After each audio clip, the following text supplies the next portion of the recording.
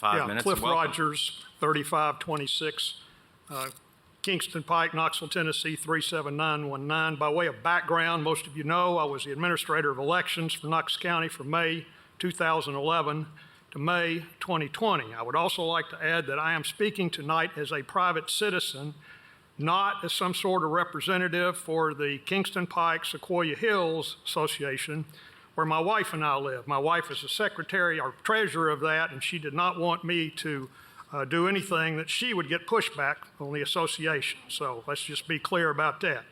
I'm here for one primary reason: voice my complete support for Andrew Roberto's resolution pushing back, if you will, against the state legislature's unnecessary and suspect involvement, if not interference, with how the city of Knoxville conducts its elections, which elections, by the way, the city of Knoxville pays for. We all pay for them, not the state. And I support Andrew's resolution on a purely procedural basis. If the good folks of the city of Knoxville, myself included, want to change how we presently conduct our elections, so be it. Put it on the ballot and let us vote for it. But it is, in my view, none of the state's business how we do so. Don't they have some real business to attend to down there? I think they do.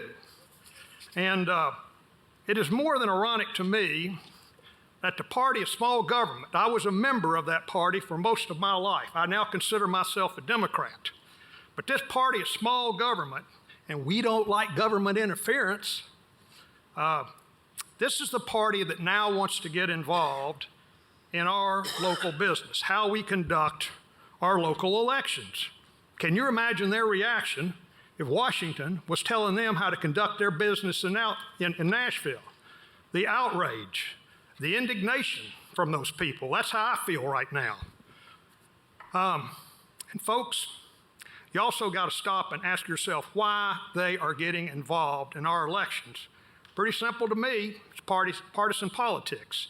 The Republicans in Nashville, I suspect, do not like the fact that the local Republican Party ran a slate of 5 Republican candidates last in 2021 in our nonpartisan elections, and they all lost.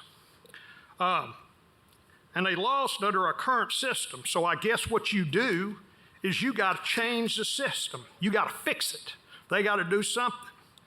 And we also cannot ignore the fact, I'm not going to ignore the fact, that Elaine Davis is one of the sponsors of this bill. Now keep in mind that this is the very same person who on or about February 6th of this year introduced House Bill 1099, which would totally eliminate all early voting and interfere with absentee voting. Well, why would she do that? Well, maybe because the stats show she lost early voting and absentee voting. She won on election day. It was purely a partisan bent to that bit of legislation by her. So my point is this: if Elaine tells you she's doing this because, as I read, quote, voters being disenfranchised, end of quote, I don't believe her for a minute, and neither should you. Not when it comes from the same person who would eliminate early voting and absentee voting. Now there's the meaning of disenfranchisement, I would submit. So if she is for this bill, I'm against it, to use an East Tennessee word. I don't need any more analysis, but there's plenty there. I do not trust her motive. It is not pure. It is partisan. And it looks more partisan when you realize that this move is not being pushed by any groundswell of local support. I've heard nothing about it. I never heard of anything about it when I was administrator of elections. We'd have to explain how we do things here. It's a little bit different, but this is how we do it. And I think it has worked pretty well. I've been happy with the way the city of Knoxville runs its business down here. I suspect, without knowing, that this bill was conjured up in the back rooms down there in Nashville with that super majority down there, trying to figure out some way to squeeze the life out of the Democratic majority here in the city of Knoxville.